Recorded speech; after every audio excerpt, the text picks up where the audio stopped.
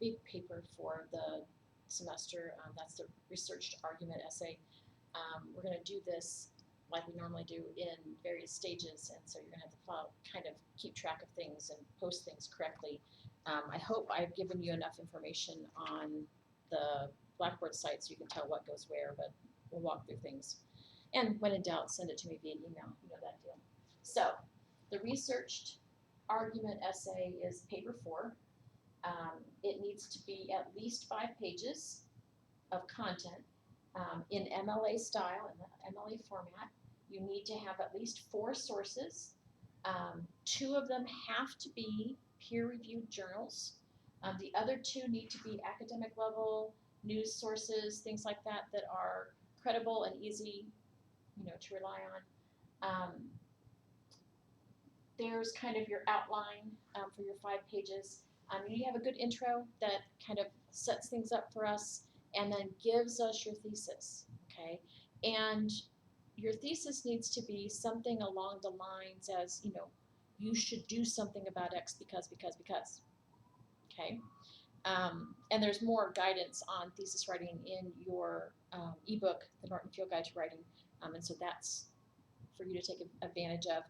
There are particular chapters for you to read for this.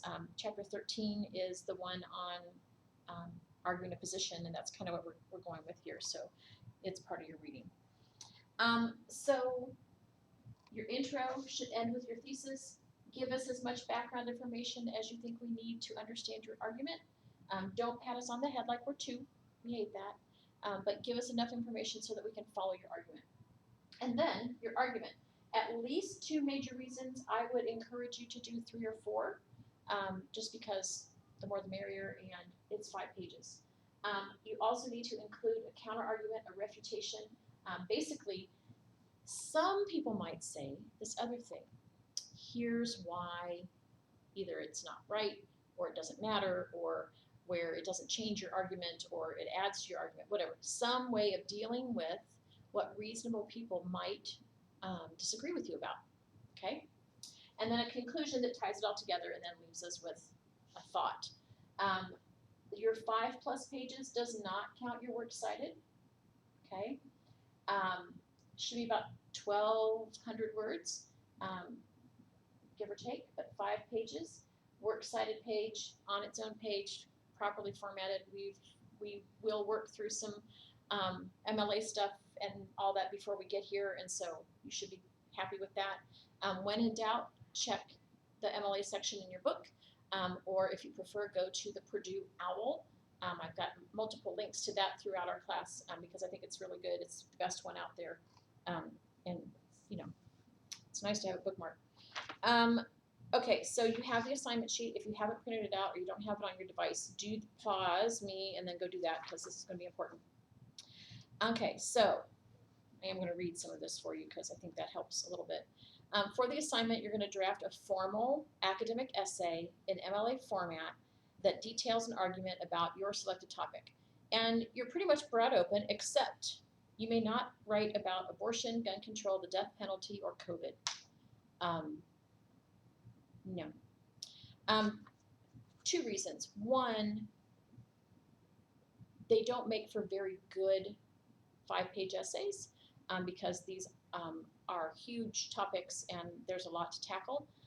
And they are things that people are pretty set on, and getting somebody to change their mind is really hard.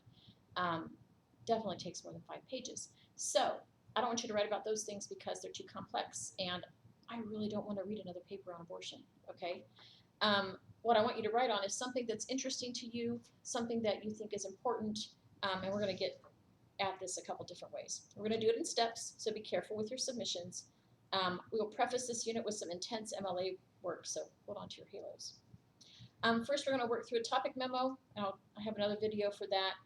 We're also going to do some pre-writing and free writing, and we have a required bit that I have to do for the department as part of our assessment for English 111, and this is the source charts. Again, I have a video for that. And so basic requirements for your research argument essay, this is about halfway down the first page here. Essay must be at least 5 pages in MLA format with an additional works cited page. You must use at least 4 sources in the essay, 2 of which must be academic journal articles. The other 2 may be journal articles or other credible academic sources. You will use the 2 peer-reviewed journals and 1 other source of your choice for the source charts. Your essay must be organized with a formal structure, developed with concrete evidence and analysis, documented in appropriate ethical MLA style, and written with formal, clear style. Use these guidelines to develop a successful essay. Okay, so a strong introduction that introduces the topic and ends with a strong thesis. Your thesis should state your argument and its major reasons in a clear, concise manner. Think of this as a mini map to your paper, okay? It helps too, when you're writing, to go back and say, okay, I've done this point, now I need to go to the next one. Okay, so it gives you an outline as well. Then you should include a background paragraph that offers your reader more information about the topic and its current debate or relevant history, depending upon where you are in it. Make sure your reader is clear about the exigence and relevance of the argument. In other words, why does the argument matter now? Why should your reader care? Okay, keep those together. After, you should include 2 to 4 paragraphs that identify your 2 to 4 major reasons.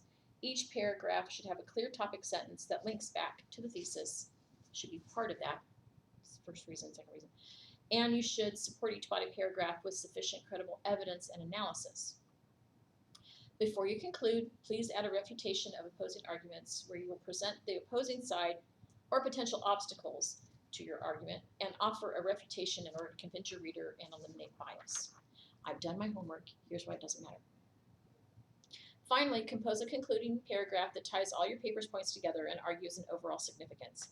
Each body paragraph should include concrete evidence from research.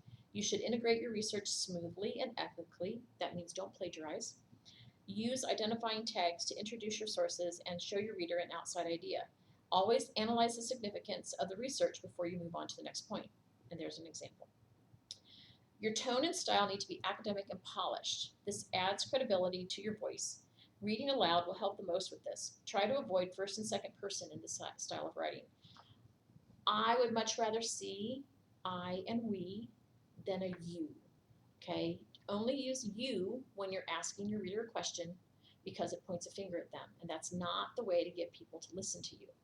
If you say, we have this problem, then you take ownership as well. If you say you have a problem, it's all pointing fingers. We don't like that.